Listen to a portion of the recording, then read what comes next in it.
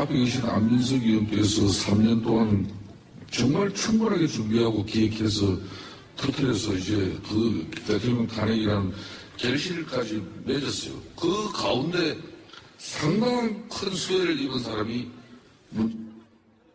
구도가 만들어진 지지율이 있습니다. 대통령 탄핵의 수혜만 입어가지고 어떻게 대한민국의 미래를 짊어질 대통령이 된다고 생각하는 겁니까? 그건 잘못된 거죠. 자기들이 탄핵을 감행해가지고 예? 국정 공백을 자기들이 야기해놓고 또 헌법재판소에다가는 빨리 끝내라. 그것도 인용해라. 이런 식으로 윽박지르는 거는 이건 예? 오만 방자한 태도고 말할 자격이 없는 사람들이 말하는 거예요. 검찰 공소장이라는 거는 예? 검찰의 의견일 뿐이고 아하.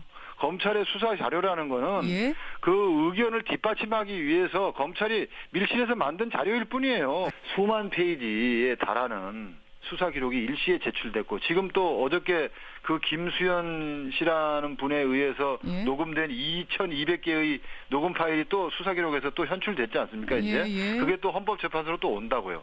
수사를 엉성하게 해놓고 우선 정치적 탄핵부터 간행한 다음에 예? 특검 등을 통해서 이 자료를 갖다가 자꾸 수집하고 짜맞추기를 하다 보니까 이런 사태도 벌어지고 저런 사태도 벌어지고.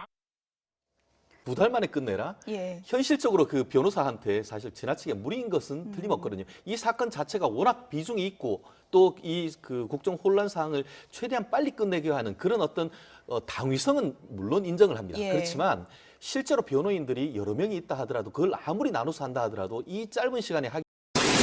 네, 한국경 의원입니다. 그 지금 이메일을 확인한 태블릿 PC가 개통자가 누구로 돼 있고 돈은 누가 내셨는지 혹시 확인하셨습니까?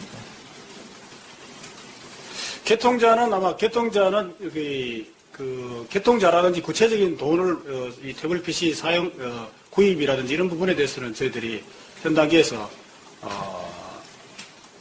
그 부분에 대해서는 아직 확인을 하지 못했습니다. 통신사에 이제 등록을 해서 사용한 태블릿 PC인데 개통자 명의 정도는 금방 확인할 수 있는 건데 확인이 됐냐는 질문입니다. 그 관련된 부분은 다 확인되어 있습니다. 그 개통자가 누구로 되어 있습니까? 네, 개통자는 제가 보기에는 아까 말씀드린 대로 다른 것보다는 제가 말씀드린 대로 그 이메일 계정과 그 연락처 등록이 최소한으로 되어 있다는 것 같습니다. 태블릿 PC에 지금 개통이 등록이 되어 있는 사람의 명의가 어떤 누구로 확인되어 있냐는 질문입니다. 네, 그거는 또 확인해서 말씀드리겠습니다. 아직 확인이 안 되신 거죠?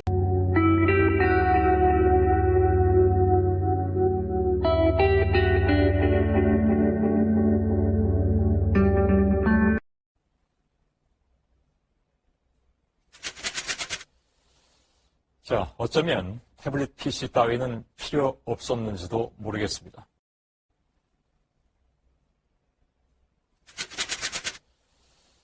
자, 어쩌면 태블릿 PC 따위는 필요 없었는지도 모르겠습니다. 대통령 측은 세월호 참사 한 달 뒤 블랙리스트 작성을 지시했다는 내용을 보도한 모 신문사와 관련 내용을 언론에 알린 특검 관계자를 형사 고소하고 손해배상 소송도 제기하겠다고 밝혔습니다.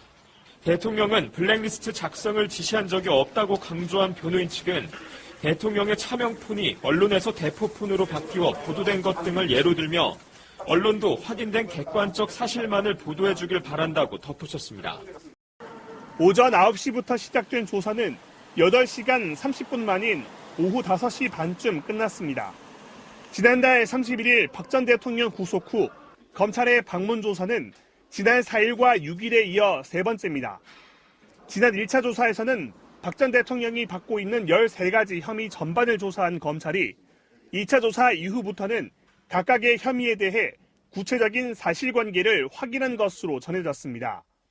특히 앞선 조사 내용과 박 전 대통령의 답변에 모순점은 없는지 면밀히 살펴보고 있습니다. 검찰은 다음 주에는 이원석 특수 일부장 검사를 투입해 삼성의 뇌물수수 관련 혐의를 집중 추궁할 방침입니다. 이틀 간격으로 조사를 이어가고 있는 검찰은 앞으로 서너 차례 더 방문 조사를 할 것으로 보입니다.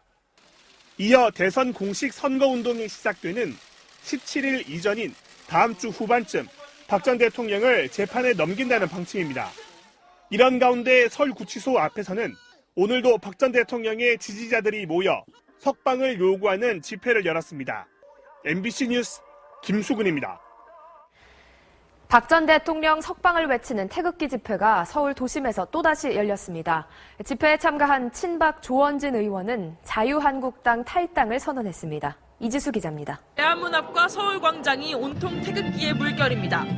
참가자들은 박 전 대통령의 구속이 부당하다며 즉각적인 석방을 외쳤습니다.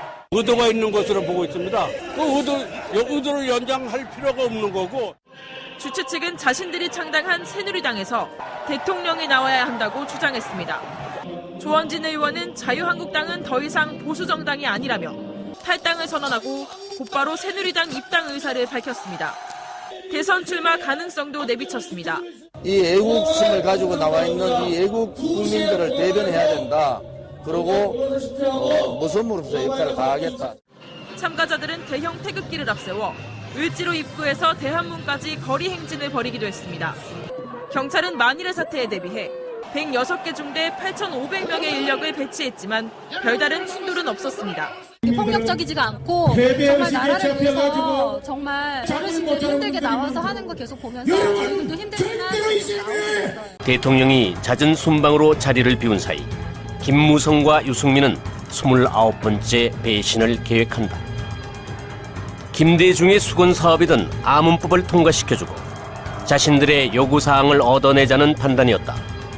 하지만 유승민은 야당에 아무것도 얻어내지 못했고 이용만 당한 꼴이 되어 배신의 정치라는 말이 대통령에게서 나오는 계기가 되었다. 5조 3천억짜리 김대중 문화궁전 설립 사업이다 라고 생각하시면 될 것 같습니다. 그래서 총 사업비가 5조 3천억, 건설 비용만 7천억입니다. 그리고 매년 800억 원 이상의 이 운영비가 5년 동안 이제 지원되는 이제 사업인데요.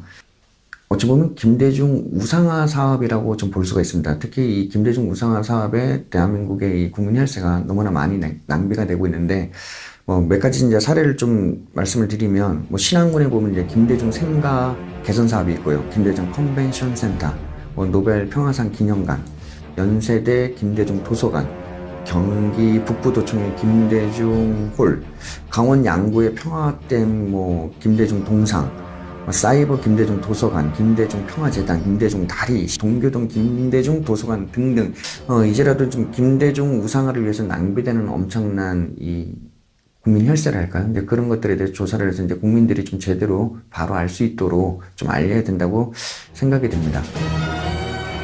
건국 대통령은 세 줄을 걸어내리면서 그들의 우상화 작업물은 어디서 많이 본 듯한 장면이다. 싱크로율 100%. 여기 아시아 문화 전당에 주목되는 곳이 하나 있다. 5.18의 성지로 알려진 전남 도청자리에 위치한 민주평화교류원. 이런 것이 왜 아시아 문화 전당에 있어야 되는지 설명할 수 있는 사람은 과연 몇이나 될까? 확실한 것은 5조 원의 국민 혈세가 들어가는 이곳에서 국민들이 보았던 것은 아시아 문화가 아니라 대통령 탄핵을 위해 든 횃불뿐이었다. 김대중 영화, 우상화에 앞장섰던 김무성이나 유성민 의원 같은 경우는 이 국가와 국민 앞에, 특히 국민과의 역사 앞에 반드시 좀 심판을 받아야 되지 않나라는 생각이 듭니다. 많이 보면 매번 보던 패턴들이다. 효순이 미선이, 말도 안 되는 광우병 선동 때도 이런 시위가 벌어졌다. 꽃보다 아름다운 연예인들의 대중 선동이 시작되는 것이다. 이성과 논리를 무장해제시키고 나면 어린 학생들과 청년들은 다분히 감정적 상태로 빠져든다. 국민이 맡은 무한 책임자에 대한 그 권력을 근본을 알 수 없는 저작권이 아재자에게 던져주고 말았습니다. 국민이 주인되는 또 다른 세력들, 자신들의 정치적 이득을 위해 어린아이들의 죽음마저 이용하는 권력들. 여러분 존경합니다. 감사합니다. 이 비참한 사고가 왜 그토록 고마울까?